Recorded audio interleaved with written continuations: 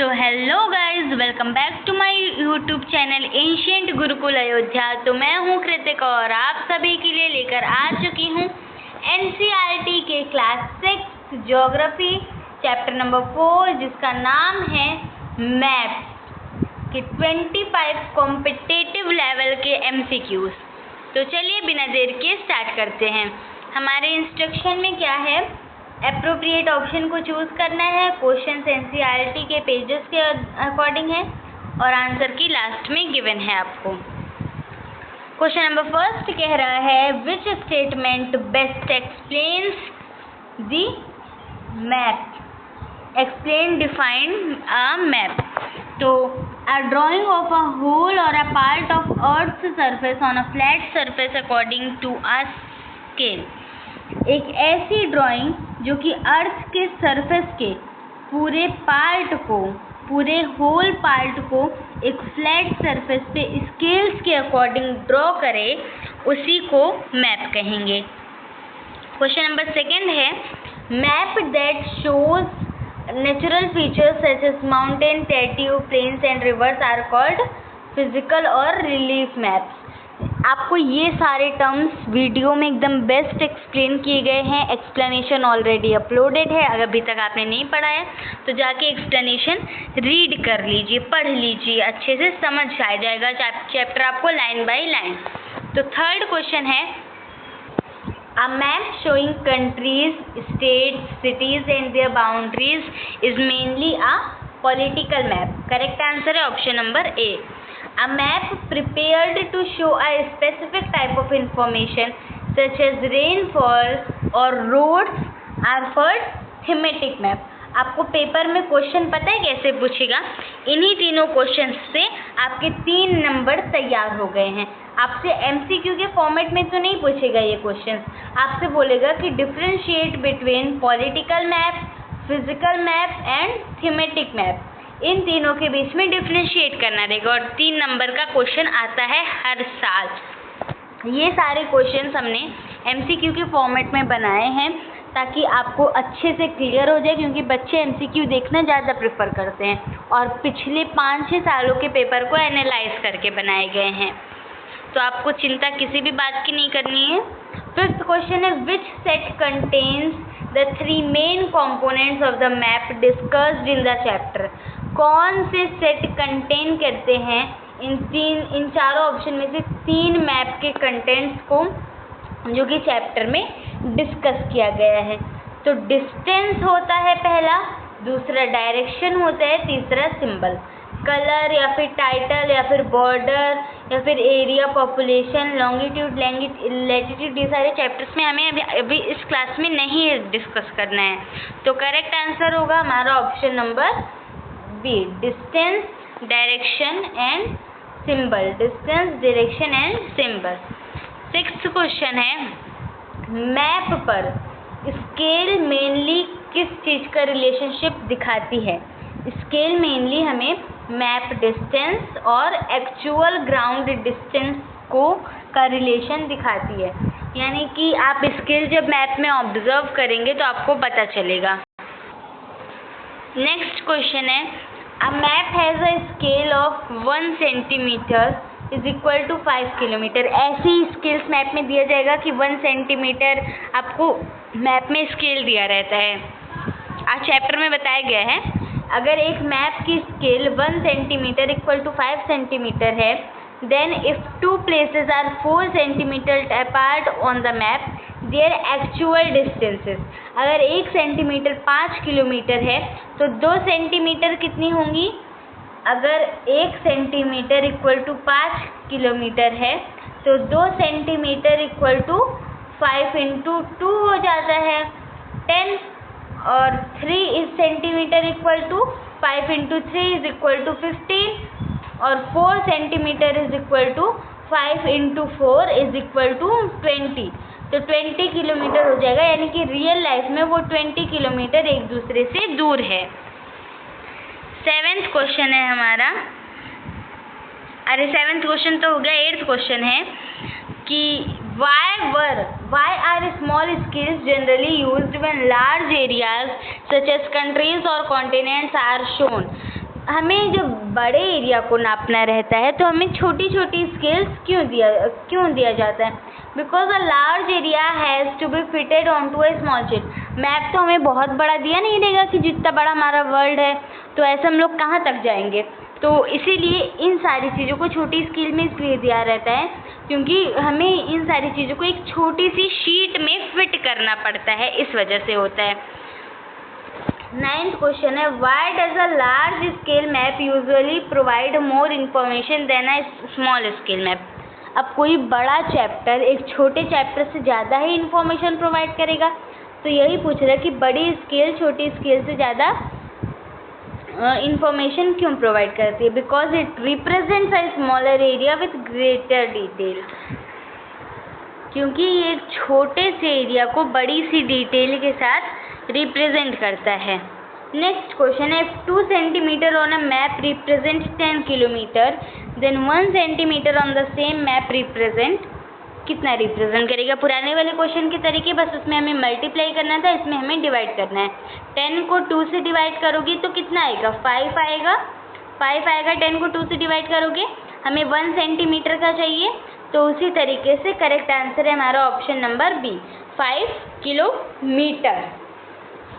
11th question है, which of the following is not a cardinal direction? Cardinal direction नहीं है इन चारों में से। कार्डिनल डायरेक्शन हमारी कौन कौन सी है? North, south, east, west. तो साउथ ईस्ट हमारी कार्डिनल डायरेक्शन नहीं है, मेन डायरेक्शन नहीं है। 4th क्वेश्चन है, which group contains only intermediate directions? कौन सा ग्रुप इंटरमीडिएट डायरेक्शंस कहलाता है? जैसे south east, north east, south west, north west, ये चारों हमारी इंटरमीडिएट डायरेक्शन है। तो ये ऑप्शन नंबर बी में हमें शॉर्ट फॉर्म में दिया गया है। ऑप्शन नंबर डी में ईस्ट वेस्ट है, कार्डिनल डायरेक्शन है, इसमें नॉर्थ ईस्ट है, कार्डिनल डायरेक्शन है, इसमें चारों ही कार्डिनल डायरेक्शन है।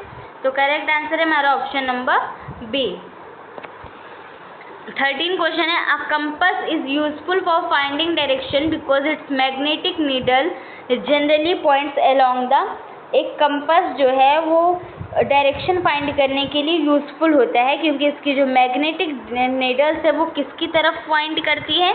इसकी मैग्नेटिक नीडल हमारी नॉर्थ साउथ डायरेक्शन की तरफ पॉइंट करती है।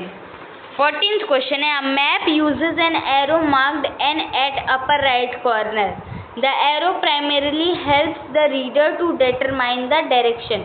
नॉर्थ, एन फॉर नॉर्थ होता है हमारे इसमें, तो करेक्ट आंसर है हमारा option number C, direction. 15th question है, which feature on a map allows many different objects to represent in a limited space using simple science? चारों में से कौन से एक ऐसा फीचर है जो कि मैप को अलाउ करता है कि डिफरेंट ऑब्जेक्ट्स को छोटे छोटे स्पेस में जनरली सिग्निफाई करा दें सिंपल साइंस के थ्रू? चारों में से कौन सा ऑप्शन होगा? तो चारों में से ऑप्शन नंबर बी, सिंबल्स के थ्रू हम चीज़ों को रिप्रेजेंट करना सीखते हैं। Why are conventional symbols important on the maps?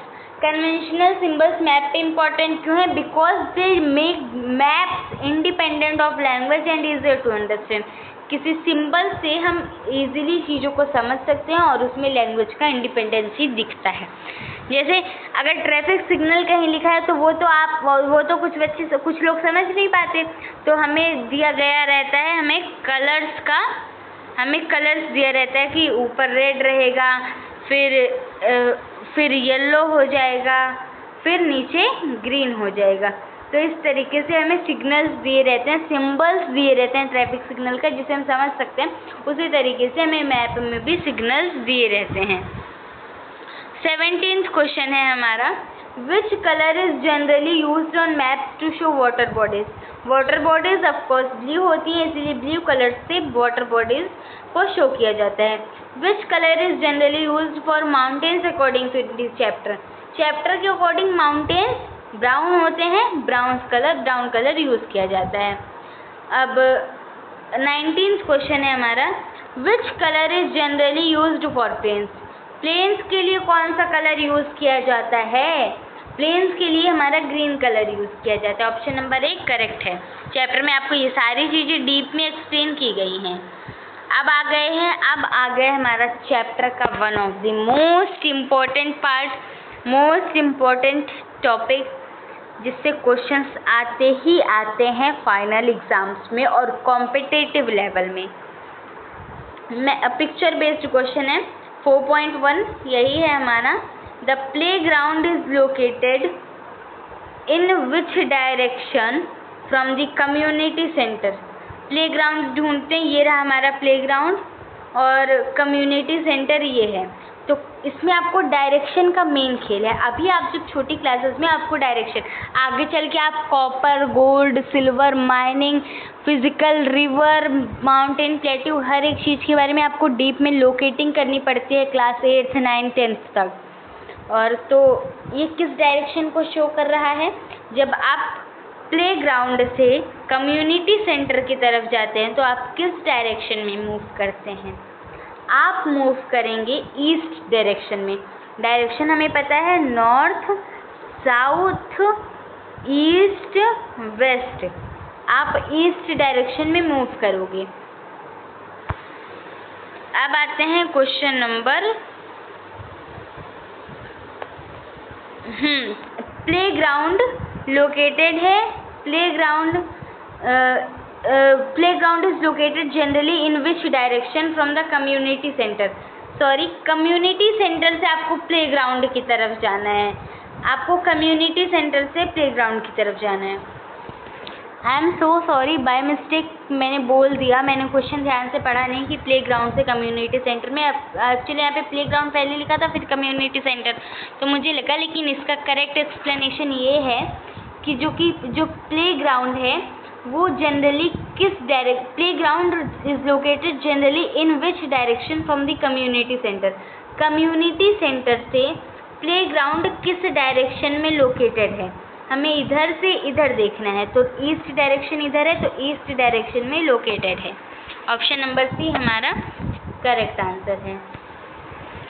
21st question है the school is generally in which direction from the Vikas house. Vikas के हाउस से स्कूल किस डायरेक्शन में है? कहाँ है विकास का हाउस? विकास का हाउस ये है और स्कूल हमारा ये है। तो विकास के हाउस से स्कूल हमारा है नॉर्थ ईस्ट डायरेक्शन में। आप देख सकते हैं नॉर्थ ईस्ट डायरेक्शन ये है हमारी। तो विकास के हाउस से स्कूल हमारा नॉर्थ ईस्ट डायरेक्शन में है। ऊपर नॉर्थ, इधर ईस्ट, नॉर्थ ईस्ट डायरेक्शन में है। आप ऐसे डायरेक्शन बना के चेक करेंगे ना, ये देखिए, ये हमारा विकास के हाउस से स्कूल हो गया। अब ये नॉर्थ हो गया, ये हमारा साउथ हो गया, ये हमारा ईस्ट हो गया, ये हमारा वेस्ट है, ये हमारा साउथ है और ये हमारा वेस्ट है। तो आपको कैसे पता करना है? बच्चे इसी में कंफ्यूज होते हैं कि इसमें जो इंटरमीडिएट डायरेक्शंस हैं इसमें बच्चे कंफ्यूज होते हैं। और क्वेश्चंस हैं इसी पे based. The well is located in which direction from the shop. Well shop से किस डायरेक्शन में है? वेल हमारा कहाँ पे है? वेल ये रहा और शॉप हमारी ये रही। तो वेल शॉप से किस डायरेक्शन में है? ऑप्शंस देख लेते हैं। 22nd क्वेश्चन है option number B, north east direction में। अब देखिए यहाँ पे भी पता चलता है नॉर्थ ईस्ट डायरेक्शन में वेल हमारा लोकेटेड है। अब आ जाते हैं अपने नेक्स्ट क्वेश्चन में। The river is shown flowing generally towards. River किधर से किधर मूव कर रही है? ये रही रिवर, इधर साइड मूव कर रही है। तो ये हमारी मूव हो रही है साउथ वेस्ट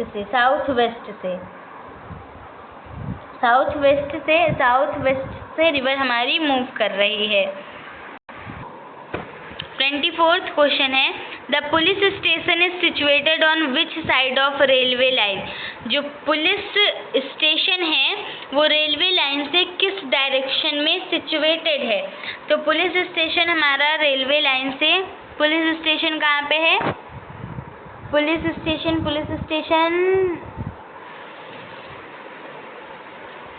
रेलवे लाइन हमारी, ये रहा हमारा पुलिस स्टेशन और रेलवे लाइन ये है हमारी।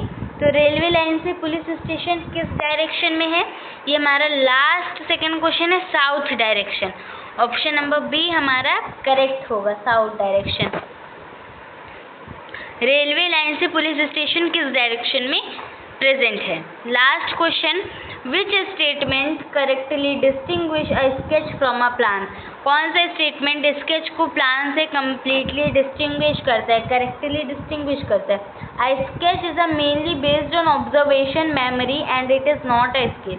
जो स्केच होता है वो मेनली ऑब्जर्वेशन या फिर मेमोरी के ऊपर बेस होता है, किसी स्केल के ऊपर नहीं। और जो प्लान होता है वो लार्ज स्केल और drawing on a small area पे ड्रॉ किया जाता है और लार्ज। तो ये रहा आज का हमारा पूरा 25 का 25 क्वेश्चन।